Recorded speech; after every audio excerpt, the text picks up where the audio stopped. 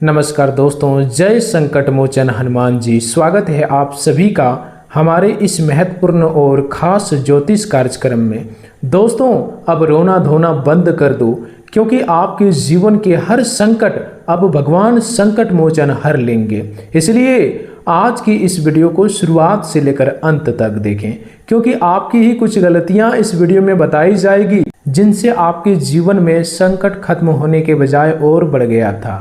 आज आपके जीवन में अब वह बड़ी घटना होने जा रही हैं जिससे संकट मोचन हनुमान जी आपकी हर परिस्थितियों को बदल देगी। इसलिए दोस्तों, ध्यान लगाकर कान लगाकर इस वीडियो को शुरुआत से लेकर अंत तक देखें।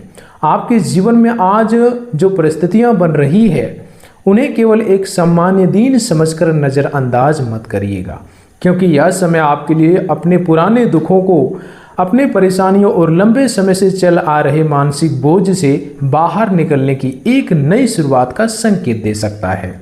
आज की इस पूरी बात को आखिरी तक ध्यान से सुनना बहुत ज़रूरी है आपके लिए, क्योंकि शुरुआत में मैं आपको केवल उन ग्रह और गोचर के संकेतों के बारे में बताऊंगा जिनकी वजह से आपके जीवन में परिवर्तन की संभावना बन रही है। लेकिन आगे चलकर हम उस विशेष सावधानी की चर्चा करेंगे जिसे आपको आज बिल्कुल नज़रअंदाज नहीं करना चाहिए, क्योंकि एक तरफ आपके जीवन में राहत, अवसर, सफलता और खुशियों के दरवाजे खुलने की संभावना दिखाई देती है, तो दूसरी तरफ आपकी अपनी एक छोटी सी गलती उस सकारात्मक परिस्थितियों को परेशानी में बदल सकती है। इसलिए बेटा, आज की इस बात को बीच में छोड़कर मत जाइएगा। सबसे पहले ग्रहों की स्थिति और ग्रह परिवर्तन को समझते हैं, क्योंकि इस राशि वालों के जीवन में आने वाले बदलाव को समझने के लिए ग्रहों की चाल को समझना जरूरी है। इस राशि वाले अग्नि तत्व की राशि है और इसके स्वामी मंगल माने जाते हैं। इसलिए मंगल से संबंधित ऊर्जा आपके साहस, पराक्रम, निर्णय लेने की क्षमता और अपने दम पर परिस्थितियों से लड़ने की शक्ति से जोड़ी जाती है। आज ग्रहों की स्थिति आपके जीवन के अलग अलग क्षेत्रों को प्रभावित करने वाली परिस्थितियों की ओर संकेत करती है। गुरु कर्क राशि में स्थित होकर मेष राशि से चौथे भाव से संबंधित विषयों को सक्रिय करते हैं। चौथा भाव घर, परिवार, मानसिक शांति, माता, सुख सुविधा, संपत्ति, वाहन और मन के भीतर मिलने वाले सुकून से जुड़ा माना जाता है।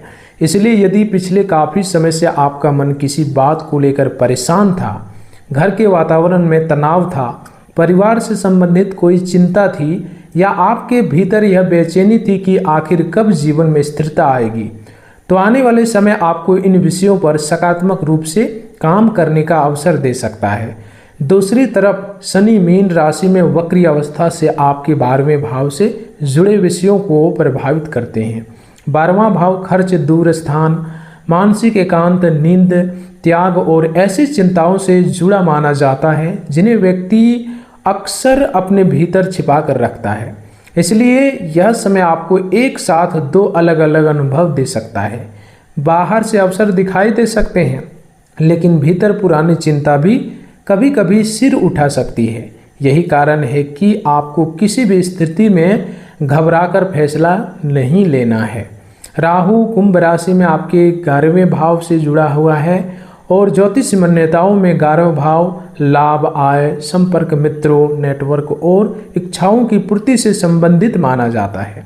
इसलिए नए लोगों से संपर्क, नए काम का विचार, पुराने संपर्क से कोई अवसर, अतिरिक्त आय की संभावना या किसी ऐसे रास्तों की जानकारी मिल सकती है जिसके बारे में आपने पहले नहीं सोचा था। लेकिन राहु के साथ सावधानी बहुत जरूरी है, क्योंकि हर चमकता अवसर वास्तविक लाभ का अवसर नहीं होता। किसी भी नए निवेश, साझेदारी, ऑनलाइन कमाई या बड़े आर्थिक फैसले में पूरी जानकारी जांचे बिना कदम नहीं उठाना है। मंगल मिथुन राशि से आपके 3रे भाव के विषयों को सक्रिय कर सकता है। 3रा भाव प्रयास, साहस, पराक्रम, संचार, भाई बहन, छोटे सफर और स्वयं के प्रयास से आगे बढ़ने की क्षमता से जोड़ा जाता है। इसलिए आज आपको ऐसा महसूस हो सकता है कि अब आपको खुद कुछ करना है। आप दूसरों के भरोसे बैठकर इंतजार करने के बजाय अपने हाथ से काम शुरू करना चाहेंगे और यही आपके लिए सबसे बड़ी महत्वपूर्ण बदलाव हो सकता है। क्योंकि कई बार इंसान की समस्या यह नहीं होती कि उसके पास अवसर नहीं है, बल्कि समस्या यह होती है कि वह पुराने डर की वजह से अवसर की तरफ कदम ही नहीं बढ़ाता। इस राशि वालों, अगर आपके जीवन में ऐसा हुआ है कि आपने कई बार प्रयास किया लेकिन सफलता नहीं मिली, तो इस समय अपनी पुरानी असफलताओं को अपनी पहचान मत बनाइए। आप पहले असफल हुए थे, इसका मतलब यह नहीं कि आप हमेशा असफल रहेंगे। हो सकता है इस बार आपको अपना तरीका बदलना पड़े, हो सकता है इस बार आपको किसी नए व्यक्ति से सलाह लेनी पड़े, हो सकता है इस बार आपको अपने कौशल को और मजबूत करना पड़े, और हो सकता है जिस रास्ते पर आप वर्षों से चल रहे थे उसी रास्ते पर थोड़ा अलग तरीके से आगे बढ़ना पड़े। अब ध्यान से सुनिए, क्योंकि यहाँ से वह बात शुरू होती है जिसे मैं आपको शुरुआत में ही पूरी तरह नहीं बताना चाहता था। आज आपके जीवन में कोई ऐसा अवसर या परिस्थितियाँ आ सकती हैं जिसे देखकर आपको लगेगा कि आखिर मेरी मेहनत रंग लाने वाली है। यह अवसर नौकरी से जुड़ा हो सकता है, व्यापार से, धन से, परिवार से, किसी पुराने काम से, किसी संपर्क से या किसी लंबे समय से अधूरे पड़े लक्ष्य से। लेकिन उसी समय आपकी परीक्षा भी होगी। क्या आप जल्दबाजी करेंगे या साझेदारी से फैसला लेंगे? क्या आप किसी की मीठी बातों में आ जाएंगे या पहले जांच करेंगे? क्या आप गुस्से में अपने ही रिश्तों को नुकसान पहुंचाएंगे या शांत रहेंगे? क्या आप अचानक मिले लाभ को देखकर जरूरत से ज़्यादा खर्च करेंगे या भविष्य के लिए बचाएंगे? यही छोटे छोटे निर्णय आपके आने वाले समय की दिशा को प्रभावित कर सकते हैं। अब उस बात उन देवी देवताओं की करते हैं जिसकी कृपा को धार्मिक मान्यताओं के अनुसार आप इन दिनों विशेष रूप से स्मरण कर सकते हैं। इस राशि के स्वामी मंगल होने के कारण हनुमान जी की भक्ति को परंपरागत रूप से साहस, आत्मविश्वास, भय से मुक्ति और संकट से मानसिक शक्ति से जोड़ा जाता है। यदि आपके हनुमान जी में श्रद्धा है तो मंगलवार या शनिवार को हनुमान चालीसा का पाठ कर सकते हैं, मंदिर में दर्शन कर सकते हैं और अपने मन में यह संकल्प ले सकते हैं कि आप क्रोध को अपने ऊपर हावी ना होने देंगे। क्योंकि बेटा, केवल हनुमान जी का नाम लेना ही पर्याप्त नहीं है, हनुमान जी के चरित्र से सीखना भी जरूरी है। उनके भीतर शक्ति थी लेकिन अहंकार नहीं था, उनके भीतर पराक्रम था लेकिन अनुशासन भी था, उनके भीतर साहस था लेकिन सेवा की भावना भी थी। इसलिए यदि आप उनकी कृपा चाहते हैं तो अपने जीवन में भी इन गुणों को लाने का प्रयास करें। इसी प्रकार शनिदेव को न्याय और कर्म फल से जोड़ा जाता है। यदि आपकी श्रद्धा शनि में है तो शनिवार को अपनी क्षमता के अनुसार जरूरतमंद की सहायता करें, बड़े बुजुर्गों का सम्मान करें, मेहनत करने वाले व्यक्तियों के साथ अन्याय न करें, किसी गरीब या कमजोर व्यक्ति का अपमान न करें। भगवान शिव का स्मरण भी मन की शांति और आत्म संयम के लिए किया जा सकता है। यदि आपकी श्रद्धा हो तो सोमवार को शिवलिंग को जल अर्पित कर सकते हैं और अपनी प्रार्थना की केवल धन का सफल ही नहीं बल्कि सही निर्णय लेने की बुद्धि भी मांग सकते हैं। क्योंकि कई बार भगवान से सबसे बड़ा वरदान यह नहीं होता कि हमें सब कुछ मिल जाए, सबसे बड़ा वरदान यह होता है कि हमें यही समय पर सही निर्णय लेने की बुद्धि मिल जाए। अब उस बड़ी गलती की बात करते हैं जिससे आपको इन दिनों बचना है। सबसे पहली गलती क्रोध में निर्णय लेना है। इस राशि वालों में स्वभावगत ऊर्जा और जल्दी प्रक्रिया देने की प्रवृत्ति मजबूत हो सकती है। इसलिए यदि कोई व्यक्ति आपको उकसाता है, आपके सम्मान पर बात करता है, आपकी बात काटता है या आपके सामने कोई ऐसा शब्द बोलता है जिससे आपको गुस्सा आता है तो तुरंत प्रक्रिया देने से बचिए, क्योंकि 1 मिनट का गुस्सा कई वर्षों के रिश्तों को नुकसान पहुंचा सकता है। दूसरी गलती है बिना जांचे किसी व्यक्ति पर विश्वास करना। कोई व्यक्ति अचानक आपकी बहुत प्रशंसा करें, बहुत बड़े लाभ का वादा करें या आपको यह कहे कि केवल उसके साथ जुड़कर आपका जीवन बदल जाएगा तो तुरंत विश्वास ऐसे इंसानों के ऊपर मत कीजिए। तीसरी गलती है धन को लेकर लापरवाही। अगर कोई रुका हुआ पैसा मिलता है, कोई अतिरिक्त आय आती है या कोई नया लाभ मिलता है तो पूरा पैसा तुरंत खर्च मत कर दीजिए। चौथी गलती है परिवार में छोटी बात को बड़ा बना देना। अगर घर में किसी बात पर मतभेद हो तो उसी समय पुराने सभी विवाद निकाल कर सामने मत रखिए। पांचवी गलती है अपने स्वास्थ्य और नींद को नज़रअंदाज करना।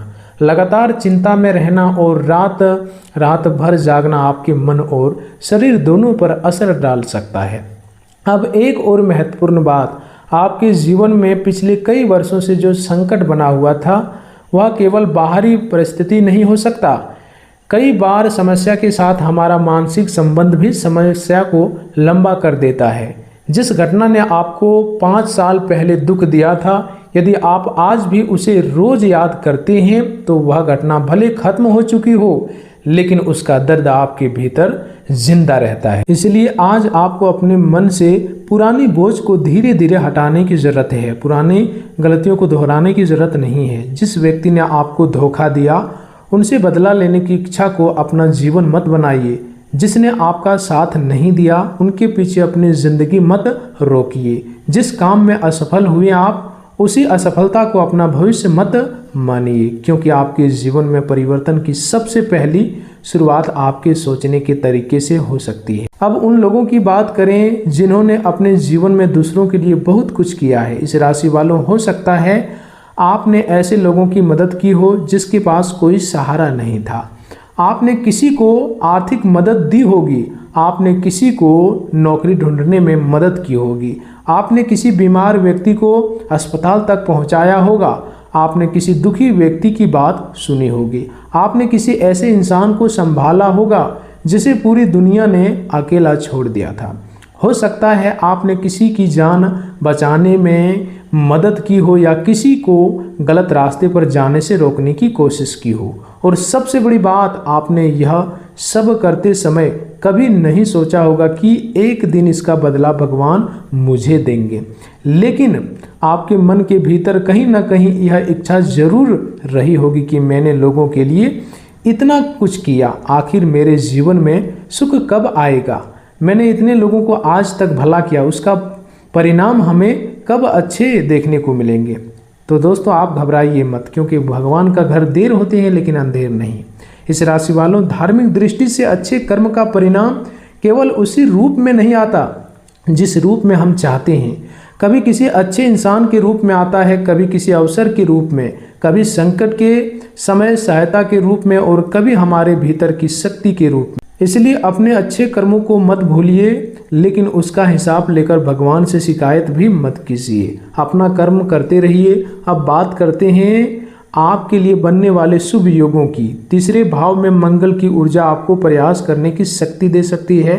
11वें भाव से जुड़ा हुआ राहु ने संपर्क और नए लाभ के रास्तों की ओर संकेत कर सकता है।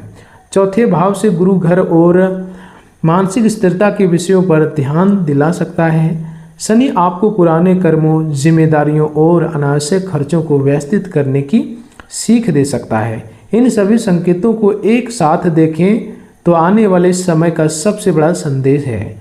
अब आपको केवल इंतजार नहीं करना है, अब आपको अपने जीवन में सक्रिय होकर बदलाव लाना है। यदि आपने कोई योजना कई महीनों से रोक रखी है तो उसे छोटे स्तर पर शुरू कीजिए। यदि किसी परीक्षा की तैयारी कर रहे हैं तो रोज की पढ़ाई का समय निश्चित कीजिए। यदि नौकरी की तलाश है तो रोज आवेदन की संख्या बढ़ाइए और अपने रिज्यूमे को बेहतर कीजिए। यदि व्यापार है तो नए ग्राहकों तक पहुंचने की योजना बनाइए। यदि घर में समस्या है तो बातचीत शुरू कीजिए। यदि धन की समस्या है तो खर्चों की सूची बनाइए। यदि वास्तविक उपाय है, अब उस विशेष दिन या परिस्थितियों की सावधानी फिर याद रखिए। आज के दिन अचानक कोई बड़ा निर्णय आपके सामने आ सकता है, तो सबसे पहले रुकिए, जानकारी लीजिए, फिर निर्णय कीजिए, क्योंकि आपका शुभ समय केवल इसलिए खराब हो सकता है कि आपने जल्दबाजी कर दी। और यही कारण है कि आज की इस पूरी बात में मैं बार बार आपको सावधानी की याद दिला रहा हूँ। आपको अवसर मिल सकता है, लेकिन अवसर को संभालने के लिए धैर्य भी चाहिए। आपको धन मिल सकता है, लेकिन धन को टिकाने के लिए अनुशासन भी चाहिए।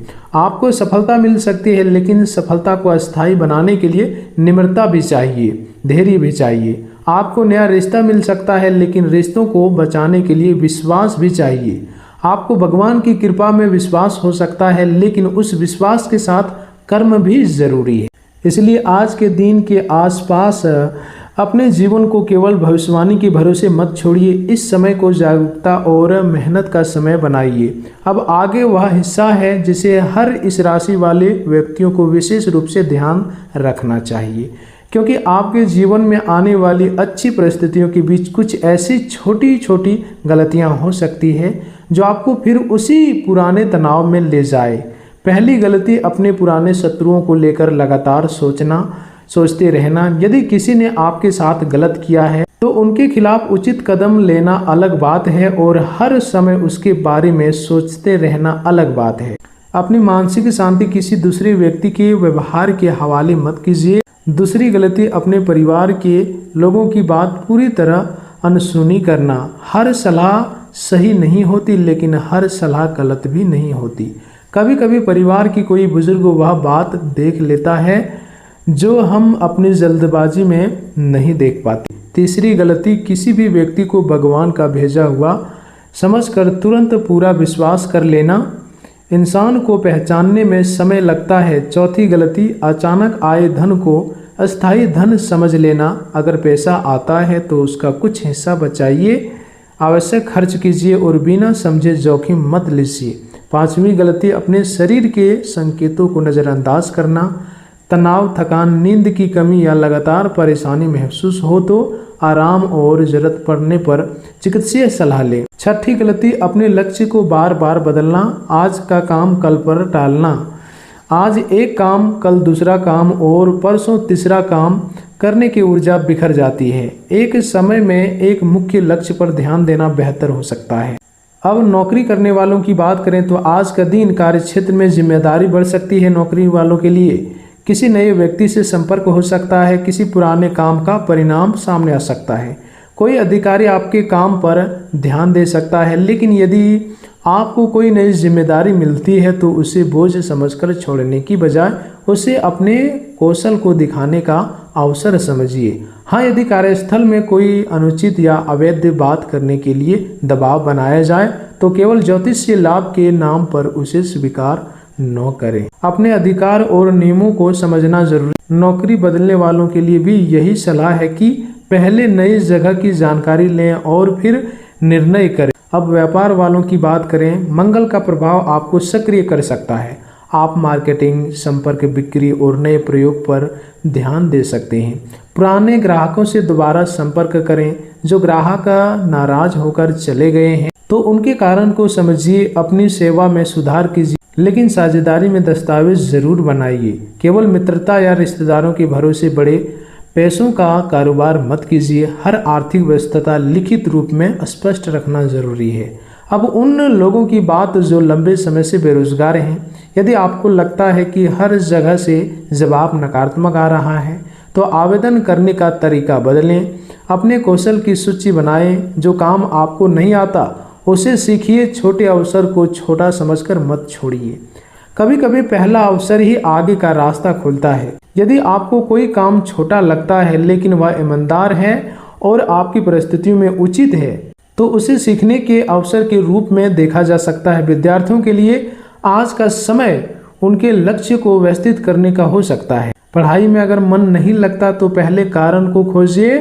अगर मोबाइल समस्या है तो मोबाइल को दूर रखिए। अगर विषय कठिन है तो शिक्षक या मित्र से पूछिए। अगर आत्मविश्वास कम है तो छोटे लक्ष्य पूरे करके आत्मविश्वास बढ़ाइए। किसी परीक्षा में असफल होने के बाद तुरंत यह निष्कर्ष मत निकालिए कि आपकी किस्मत खराब है।